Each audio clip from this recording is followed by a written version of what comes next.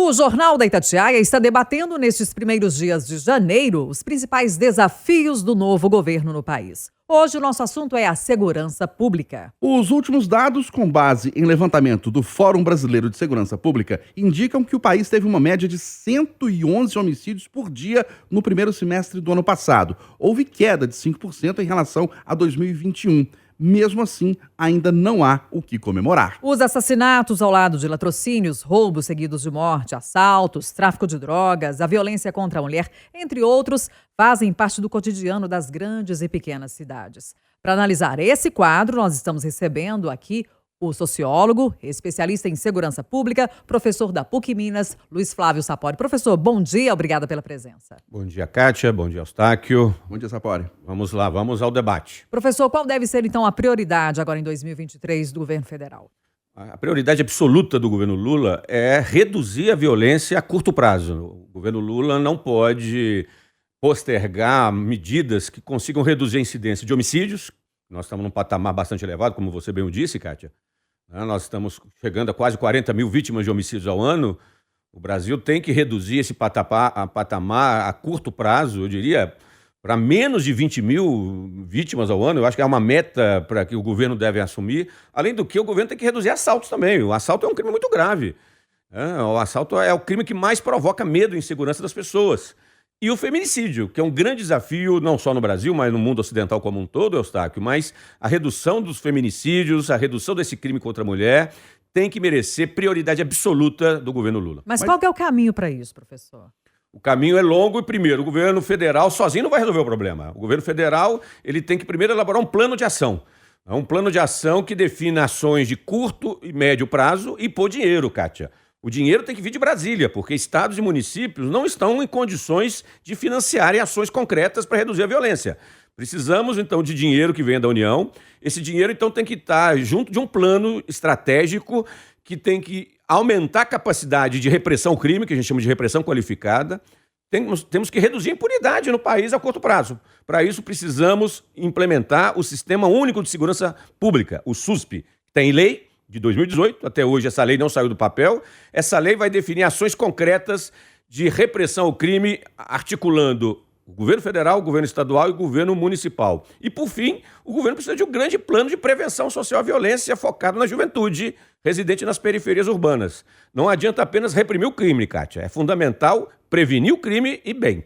Mas esse plano nacional que você diz, Sapori, é de uma articulação dos estados para que os estados não fiquem batendo cabeça? Minas Gerais faz uma coisa, Rio de Janeiro faz outra, o Amazonas faz outra? É fundamental, Eustáquio, porque hoje o crime no Brasil, ele já rompe fronteiras. É o caso, por exemplo, né, do novo cangaço, né, das quadrilhas que cometem assaltos a bancos do interior. É o caso do tráfico de drogas, o furto e roubo de veículos.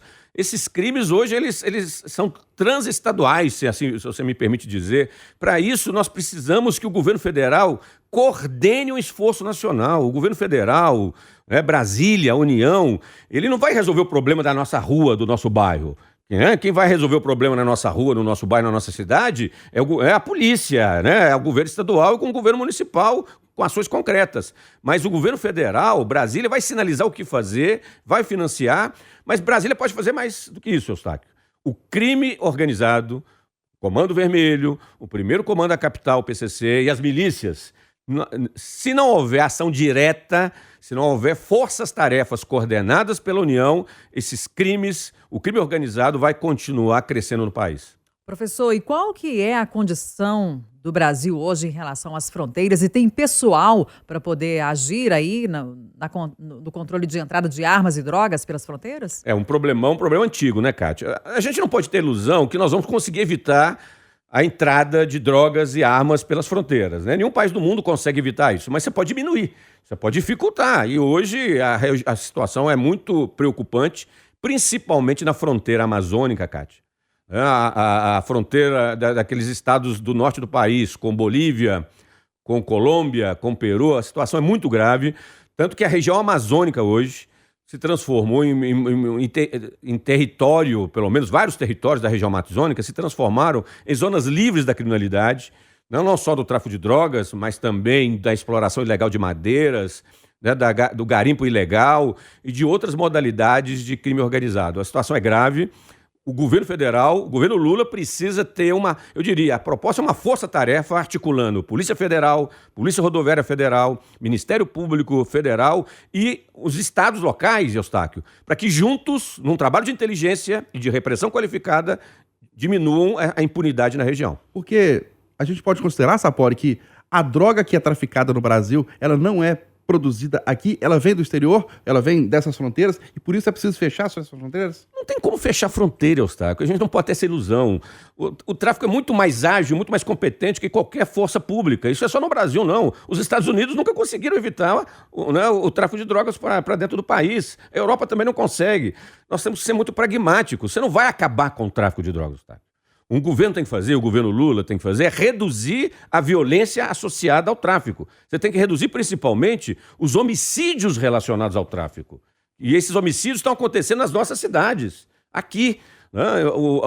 A redução do tráfico internacional é uma maneira de impor mais custos aos cartéis, ao crime organizado. Nós não podemos deixar que PCC, Comando Vermelho, cresçam, se fortaleçam. Esse que me parece o grande desafio quando a gente está falando numa ação mais firme nas fronteiras. Nós recebemos aqui no Jornal da Itatiaia o sociólogo, especialista em segurança pública, professor da PUC Minas, Luiz Flávio Sapori, fazendo um diagnóstico e apontando caminhos aí das políticas públicas para 2023 em relação à segurança pública. Professor, obrigada.